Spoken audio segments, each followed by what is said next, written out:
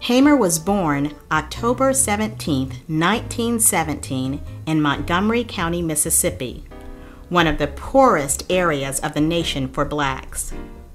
Like most Delta blacks, Hamer and other family members were sharecroppers. The sharecropping system was devised to replace slavery as a source of cheap labor. Sharecropping was a system under which poor tenant farmers were each assigned a piece of plantation land to farm. Her family was paid $50 by plantation owners every time they produced a future field hand.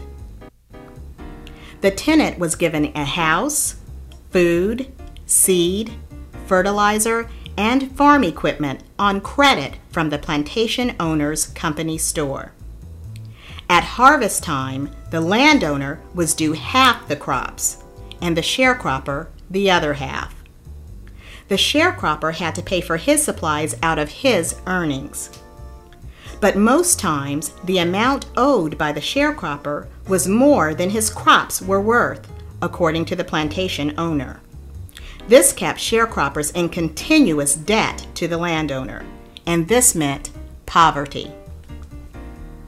Sharecroppers who tried to escape from this slavery by moving to another farm had their personal property confiscated as payment for debt, or were killed.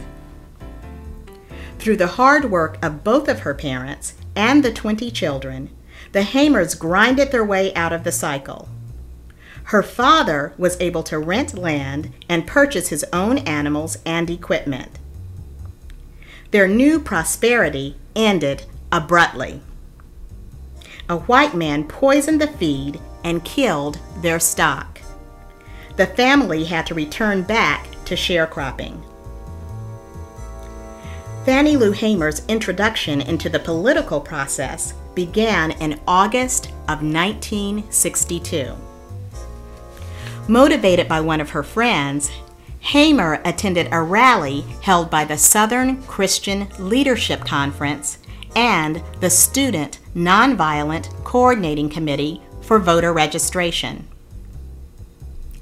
At 45 years old, Hamer made the decision to stand up against political racism. If there is anything that people, and especially young people, can learn from this brave and courageous soul, it should be to be consistent, to be persistent, and to keep in mind that the struggle that we are involved in is not one that lasts for one day, or 1 week, or 1 month, or 1 year, but it is a struggle of a lifetime. On the day of registration, Hamer was met by the Mississippi Literacy Test. Blacks had to copy and interpret a section of the Mississippi State Constitution to the satisfaction of the county examiner. Hamer failed the first time.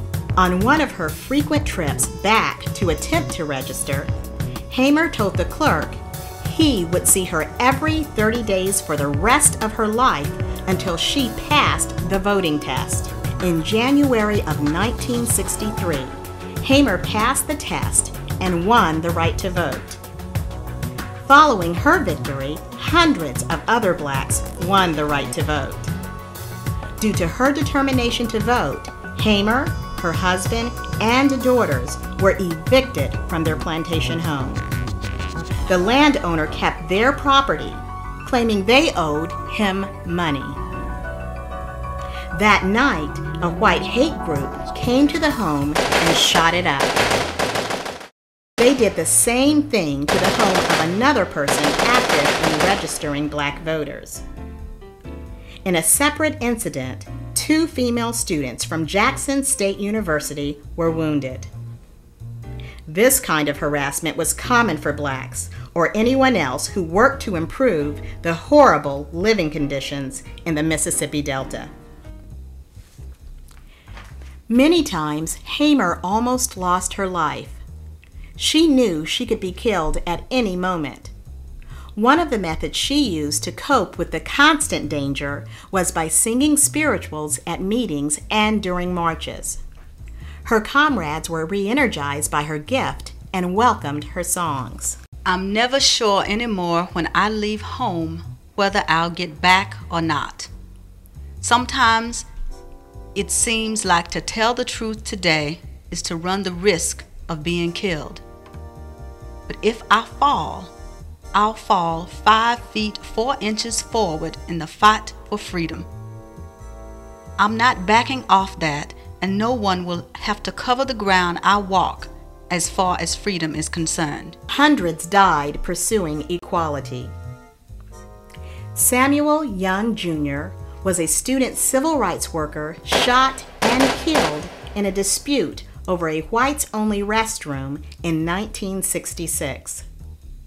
This is an era of social revolution. In such revolutions, individuals sacrifice their lives. Samuel Young Sr. Hamer also spoke out about another issue. One of the greatest obstacles to black progress at this time is disunity among blacks themselves. At certain intervals, blacks are kicking blacks in the back.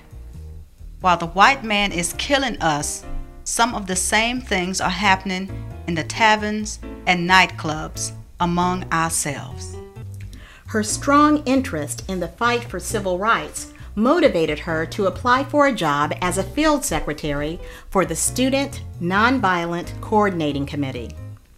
After she was hired, one of her major responsibilities in the new position was to travel to the cotton fields and encourage black workers to register to vote. One day, I think historians would pick up their pens and they would have to write that this woman, this one brave soul who had been a timekeeper on a plantation in the Delta, Mississippi, that with her words, her ability to speak, her ability to sing, her ability to organize and tell people to stand up, that she moved not only the state of Mississippi, but she moved an entire nation, that she led us in the fight for the right to vote.